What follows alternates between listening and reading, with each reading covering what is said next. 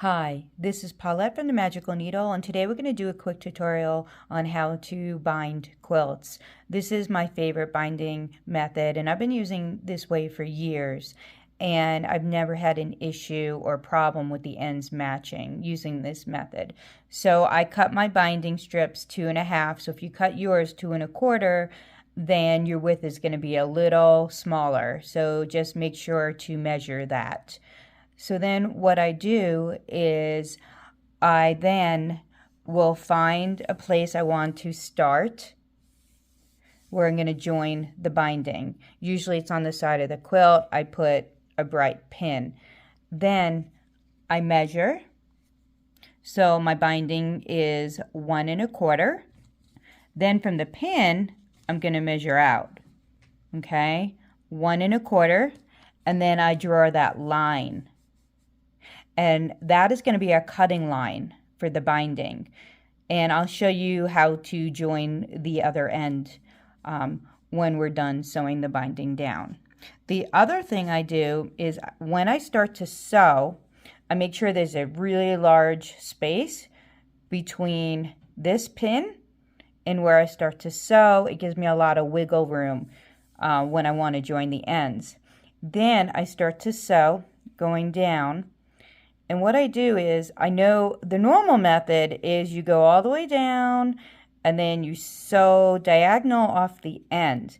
So I'm going to show you a trick that my friend taught me from Lovely Long Arm Quilting. So she said instead of going towards the end, stop 1/4 inch. Just stop the 1/4 inch, cut the thread, and then fold it and then start from over here. And I've been doing it that method now, and I have never had a problem with my mitered corners. It's actually much easier, and it gives me a little bit of wiggle room. So as you can see, I just went along this edge and I stopped here. See? And then you're just going to fold it on the diagonal like normal. So this is how I went ahead and I folded it like I normally do. I folded it this way, and then I folded it over, and now you're going to start here, and you're going to sew all the way down to the end, and then you're going to do the same thing. You're going to stop right here, and you're going to fold it again, diagonal, and then fold it, so it becomes a mitered corner. Okay, so now we're going to join the ends. So I sewed up to here, and you can see there's a good amount of space.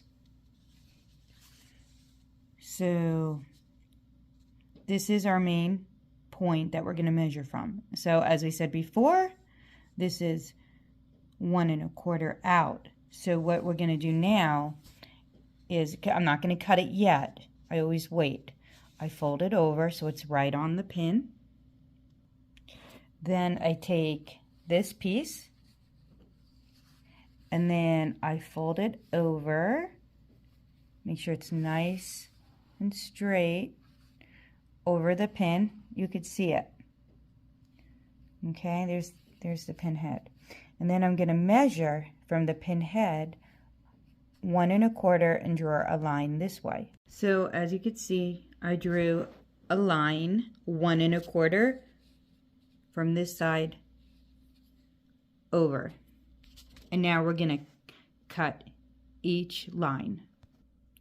So I cut the line here, and then I cut it here, and now we're going to join the ends like normal, just like if you're putting the binding pieces together.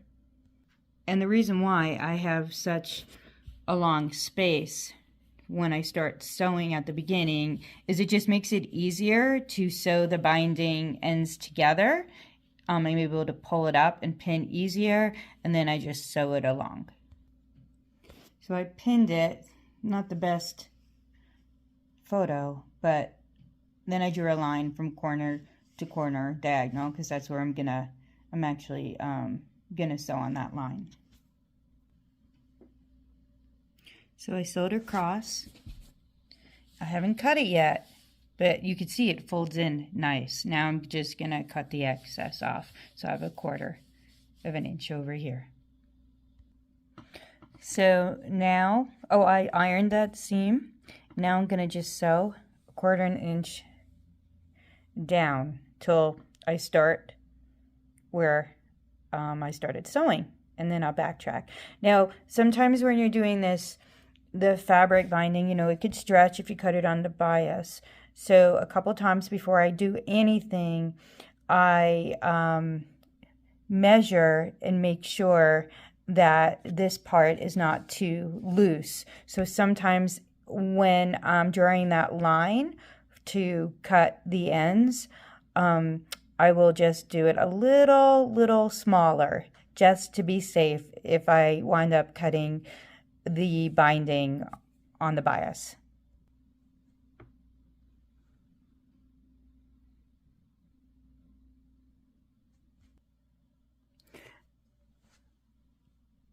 So what I like to do is use these binding clips when I fold them over to the back. Look how good that binding looks. And then I will machine sew it, and I use a compensating 1/4 inch foot I bought online, and I use my Juki, my small Juki. It's a wonderful, powerful sewing machine, and it has really great feet that it comes with. But that one I actually did wind up buying separate, and it's definitely worth it. So that's the compensating foot I use, and this is what I use for sewing the binding down using my sewing machine. So this part is thick and it's heavy, so it actually pushes it down, and then I just sew along, and it's wonderful. If your machine makes this foot, I would highly recommend it for sewing on binding with your machine. I use this instead of a walking foot. Well, I hope this inspires you to create something magical.